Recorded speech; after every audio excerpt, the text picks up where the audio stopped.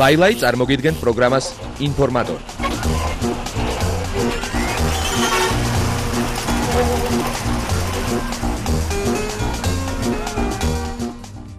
საღამოშტობის ეთერშია პროგრამა ინფორმატორი 10 საათიანი გამოშვება ლაილაისთან ერთად. მოდით კიდევ ერთხელ გავიგოთ თუ რითი იყო საინტერესო 23 სექტემბრის ქართული და უცხოური შოუ ბიზნესი.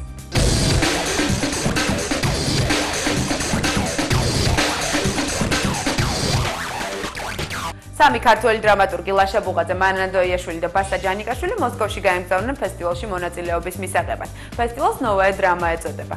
აქვე შეგახსენებთ, რომ მოსკოვში დაიდგა სპექტაკლები მათი პიესების მიხედვით და ჩვენს დრამატურგებს ძალიან აინტერესებს თუ როგორ გაიგეს მათი პიესები რუსმა რეჟისორებმა. ჩვენ ლაშა ბუღაძეს და ბასა ჯანიკაშვილს გამგზავრებამდე გავესაუბრეთ. მივემგზავრებით ტრადიციულ ფესტივალზე, ეს უკვე ტრადიციად იქცა ფაქტიურად. ქვიათ ფესტივალს ახალი დრამა. სადაც არის წარმოდგენილი მარტო თანამედროვე დრამატურგია და ძირითადად წარმოდგენილი არის, ვერ ვიტყვი რომ მარტო DST-ს ქვეყნებიდან არიან, მაგრამ ასე ვთქვათ, უფრო ძირითადი სპექტრი არის ამ ქვეყნებიდან. 24-ში არის საქართველოს დღე, ესე ქვია, სადაც იქნება ჩვენი პიესები და ეს დღე მთლიანად ეთმობა საქართველოს. და 28-ში არის სუყო სპექტაკლი. 29-ში იხურება და 29-შივე მოვდივართ ჩვენ თბილისში. ეგ არის ფოტო გამოფენა, რომელიც იქნება ქართული ფოტო ხელოვანები იქნებიან წარმოდგენილები. რამდენიმე ქართული პიესა არის წარმოდგენილი. მოქმედებაში გაგახსენდებათ, ითამაშეთ და გამოვა.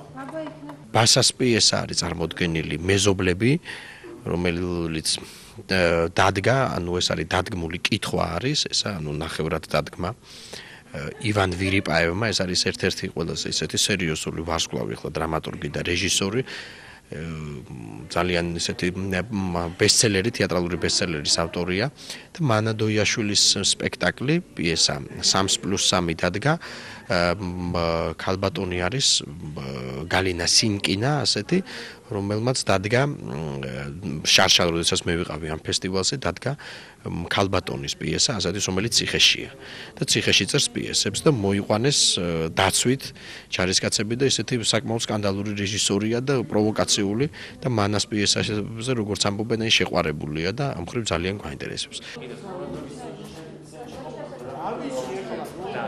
ჩემი პიესებიდან არის წარმოდგენილი ის პიესა, რომელიც პრემიერად შედგა შარშან მხატში. წელს იქნება ახალი პიესის კითხვა და დათო საყვარელიძე ჩამოდის გასტროლით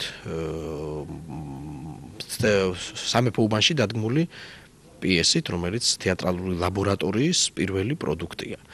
პიესები აღარ გვინდა რა უკვე პროშურა 13-ში შევხვდითო და ბუნებრივია რომ პირველი კოსმეტიკი იქნებოდა. ბოდიში მომთხოვია და აბა როგორ? ჩვენც რაღაც ფესტივალის გაკეთება გვინდა თეატრალურის, ესეთ სახის, თანამედროვე პიესების და თანამედროვე მსახიობების რეჟისორების ჩამოყვანა გვინდა და ნახოთ როგორ ვიშოვით ფინანსებს, რომ ეს ყველაფერი მოვაწყოთ. და ქართულ მაყურებელს ჰქონდეს იმის საშუალება, რომ ნახოს გაეცნოს თანამედროვე რუსულ თეატრს.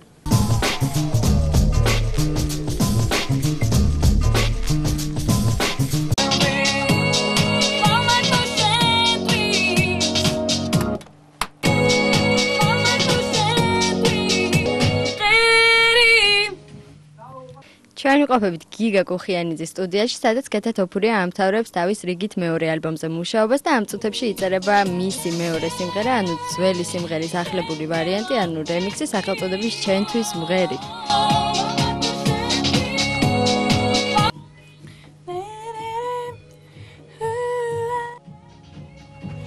კლამარტო შენთვის მღერი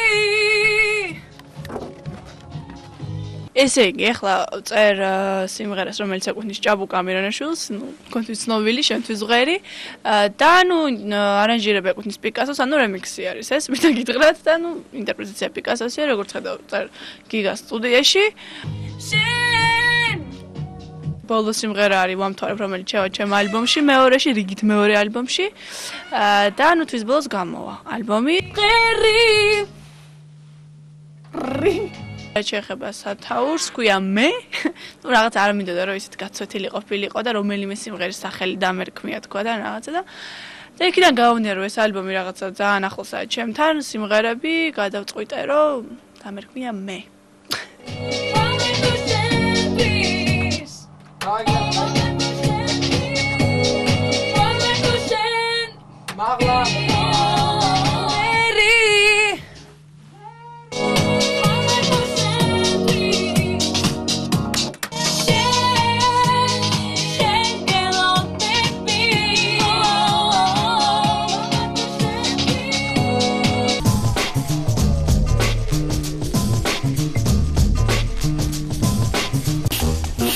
ლაილაი წარმოგიდგენთ პროგრამას ინფორმატორი.